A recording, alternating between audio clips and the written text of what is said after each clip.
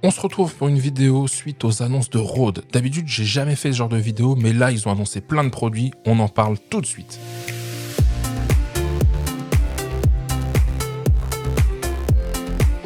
Bonjour, bienvenue sur la chaîne Les Tests de Cyril. Je suis ravi de vous retrouver parce qu'ici, on parle de tech, photo, vidéo, d'Apple et aussi d'audio. Et aujourd'hui, c'est pour l'audio qu'on se retrouve. C'est un nouveau format de vidéo, vous me direz dans les commentaires ce que vous en pensez, je réagis aux annonces de Rode. Alors je l'aurais pas fait s'ils avaient annoncé un seul produit, mais là ils en ont annoncé 3-4, facile, même un peu plus, des mises à jour, donc je me suis dit tiens je vais faire une vidéo là-dessus, en plus l'audio ça me passionne, j'ai un podcast sur mon domaine pro, immobilier, j'ai aussi l'audio dans mes vidéos auxquelles j'attache une certaine importance, c'est pour ça qu'aujourd'hui il y a ce micro là devant moi, de la marque Rode, le Bot Mic, et on va en parler dans cette vidéo, donc c'est ça aussi qui est intéressant, c'est pour ça qu'il est si présent dans la vidéo. Et là, Rode a annoncé plein de choses. Alors moi, je vais les détailler, je vais vous mettre des photos des produits qu'ils ont annoncés. Et l'idée, c'est qu'on réagisse ensemble et se dire, tiens, c'est intéressant, c'est pas intéressant, même si vous n'êtes pas dans l'audio ni dans le podcast. C'est parti.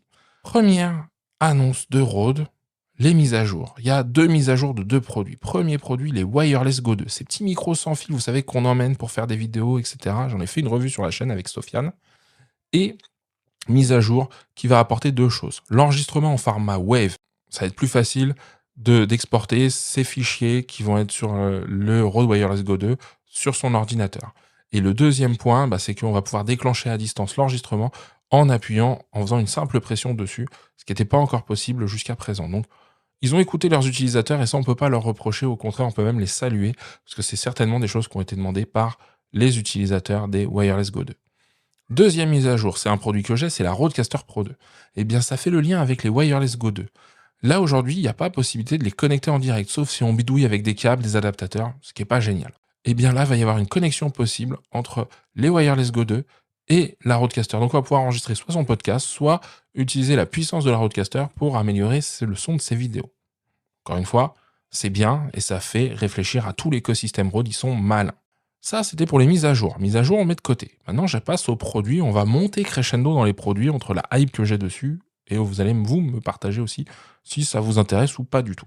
Premier produit, ça c'est un produit qui leur manquait, c'est par rapport au Wireless Go 2 encore une fois, c'est une petite boîte de transport qui recharge. Et oui, comme sur les DJI Mic. Les DJI Mic que j'ai, et j'avais les Lark 150 aussi, qui permettaient, là vous voyez, ils sont dedans, j'ai le récepteur et les 2 transmetteurs. Ici, la recharge. Et donc, quand j'ai fini, je les remets dans ce boîtier-là, il se recharge et est prêt à un autre emploi. Sur les Wireless Go 2, c'était pas comme ça. Sur les Wireless Go 2, eh bien, il n'y avait pas de boîte de recharge. Là, ils annoncent quand même 30 heures de recharge sur la boîte, donc c'est quand même pas anodin. Et puis, sur les Wireless Go 2, avant, on devait avoir 3 câbles pour les recharger tous en même temps, donc avoir une petite une possibilité d'avoir quelque chose qui envoie du jus là-dessus. C'était pas forcément bien foutu. Là, en plus, la boîte, elle va protéger en même temps, donc petite mise à jour intéressante. Deuxième mise à jour, un sac à dos. Et oui, il y a un sac à dos qui sort de la marque Rode, c'est pas leur cœur de métier, mais pour transporter toute la série Rodecaster. Donc par exemple, la Rodecaster Pro 2. Et donc de ce que j'ai vu, on va pouvoir y mettre à l'intérieur 2 micros, la Rodecaster Pro 2, les câbles XLR, et même sur les côtés, des bras micros comme les Rode PSA1. La petite partie vidéo, je vous mettrai peut-être le lien dans la description de la vidéo de Rode, elle est super intéressante à ce niveau-là parce que si on veut emmener sa Rodecaster, soit on avait vous savez, les grosses cases là, les fly cases qui sont quand même assez imposantes, assez lourdes, qui protègent très bien. Mais voilà, si on veut aller faire un petit épisode de podcast avec 2 micros, on n'a pas forcément envie d'emmener tout ça et de se charger à ce niveau-là. Donc le sac à dos, c'est quand même beaucoup plus facile en transport. Donc, petite nouveauté, ça me hype pas de fou parce que j'ai pas envie d'emmener ma Rodecaster, moi, en podcast à l'extérieur, mais je me dis que ça pourrait être intéressant. Parce qu'en plus, il y a un produit qui va aller dans ce sac à dos potentiellement, mais qui va permettre de rendre le podcast et la Rodecaster plus nomades. Restez bien jusqu'à la fin de la vidéo. 2 produits, c'est mignon, c'est coquet, ok. Nouveau produit qui sort, ils appellent ça le Streamer X. C'est une console qu'ils annoncent révolutionnaire. Pourquoi ? Comme son nom l'indique, c'est pour ceux qui font du streaming, de la vidéo en direct. J'en fais. Aujourd'hui, je le fais avec mon ordinateur, c'est très bien. C'est à un petit niveau. Et là, ils annoncent à faire une console qui fait interface audio et interface vidéo. Aujourd'hui, quand vous voulez faire rentrer votre flux vidéo dans votre ordinateur, soit vous branchez directement votre appareil webcam et vous avez une qualité plus ou moins correcte, soit vous passez par la sortie HDMI, vous utilisez le Camlink d'Elgato, j'en avais fait une revue, pour avoir une captation de meilleure qualité.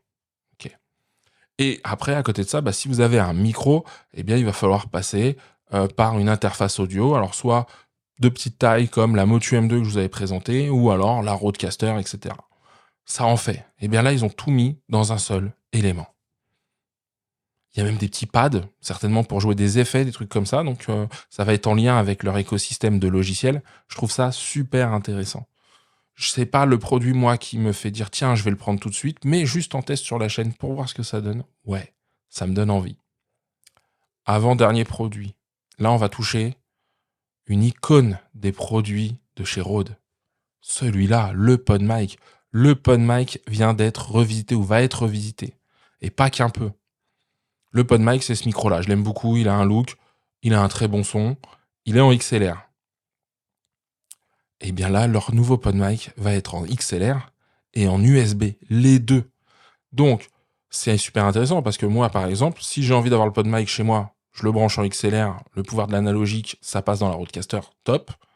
Mais si j'ai envie de partir avec mon ordinateur portable, que j'ai envie d'enregistrer des podcasts avec moi, il fallait que je prenne un micro USB, dont la qualité est peut-être pas celle du PodMic, dont la sonorité, il sonne pas forcément comme le PodMic. Et bien là, je vais pouvoir emmener ce nouveau PodMic, parce que je vais pouvoir le brancher en USB. Et à l'arrière, en plus, il y aura une petite sortie casque pour zéro latence, c'est-à-dire je vais m'entendre un retour casque immédiat. Et un petit curseur, comme vous voyez là sur la photo, hein, qui va permettre de régler le mix. Je pense surtout à le volume de sortie du casque. Alors, est-ce que c'est un tout en un? Ça, quand je l'aurai, on fera quelque chose de plus dessus. Et si vous regardez bien la photo, au niveau du look, il change un peu. La grille n'est plus argentée, plus noire maintenant.